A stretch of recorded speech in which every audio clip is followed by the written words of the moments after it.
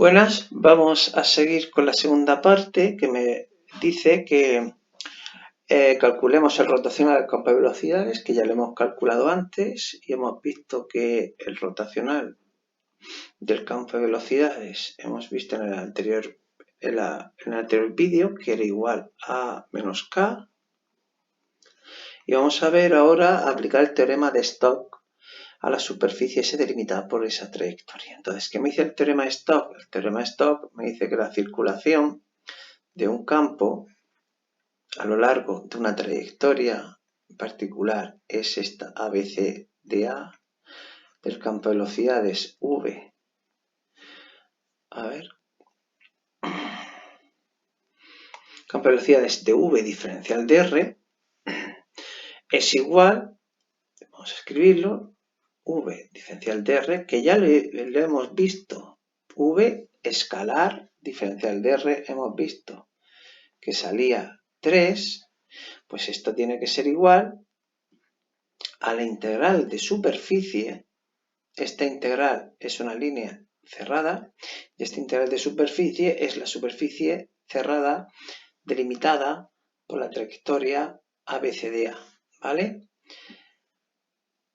Entonces esta integral, que también esta superficie está acotada por esa trayectoria, pues vamos a integrar el rotacional de V diferencial de S.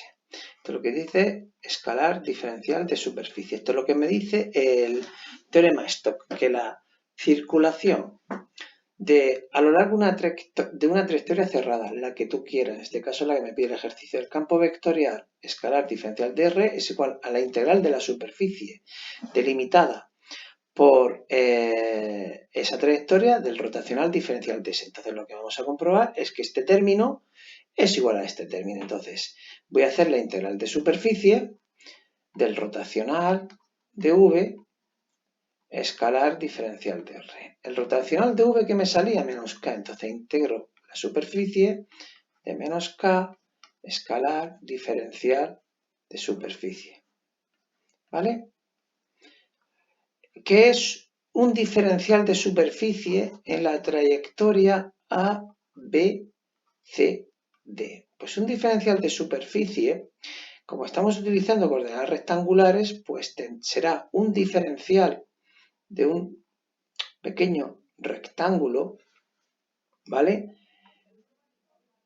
Que tendrá de anchura diferencial de X y de altura diferencial de Y. ¿Qué si no le asignamos? Claro, un diferencial de superficie es un vector. Ya sabéis que de geometría, en segundo de bachiller, los planos tenían un vector director asociado al plano que era perpendicular a él, que era el que llamabais con la letra N.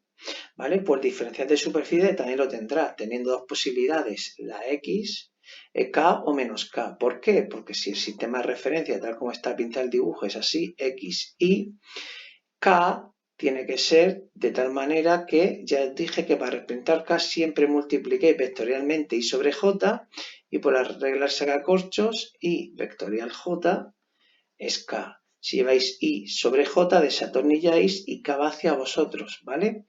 De tal manera que el diferencial de superficie puede ser K o menos K.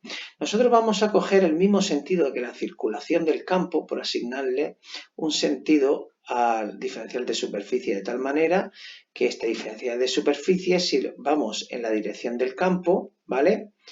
Es decir, vamos a atornillar. Si tú llevas la dirección del campo vectorial, si cogéis aquí un destornillador, el tornillo iría para adentro, ¿vale? Este sería el diferencial de superficie, que sería de módulo diferencial de X diferencial de Y y de vector unitario menos K, de tal manera que hacemos la integral de superficie, ¿vale? De menos K por diferencial de X diferencial de Y menos K. El producto escalar de menos K por menos K es 1, porque menos por menos más, y K escalar K es 1, de tal manera que tendría la integral de superficie de diferencial de x diferencial de y. Esta integral es primero íntegro en x y segundo en y. También por el teorema de Fubini puedes hacer la de y la de x. En análisis matemático, en las carreras, en análisis matemático 2 de funciones de varias variables, se hace más complicado porque cuando tú integras en y, los límites de integración están en función de x, de tal manera que cuando estas integrales no es que se multipliquen, que está mal dicho, sino que la integral de una integral, es decir, lo que me saca la segunda integral, la vuelvo a integrar aquí, ¿vale?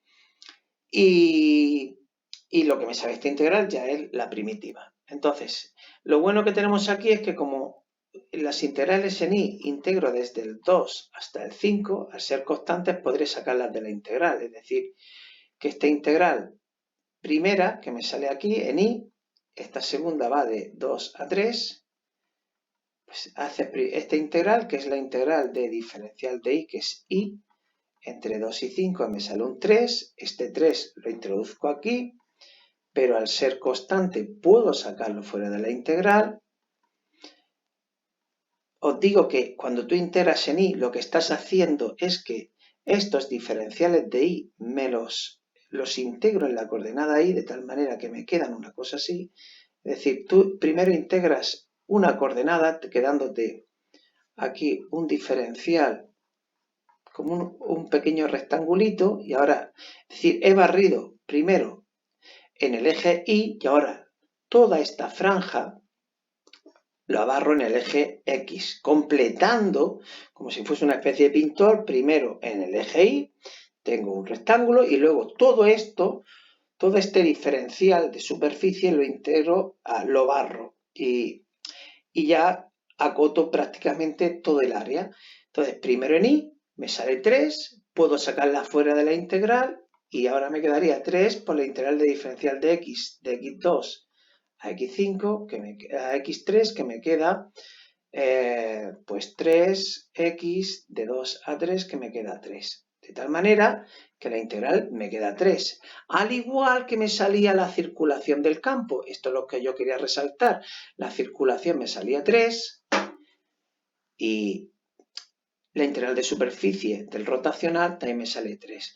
Por lo tanto, el teorema lo que te permite es, en vez de hacer una integral de línea, que a veces puede ser bastante tediosa porque está formada por muchos trayectos, simplemente calculando el rotacional, la integral del rotacional a lo largo de esa superficie, pues te da el mismo resultado.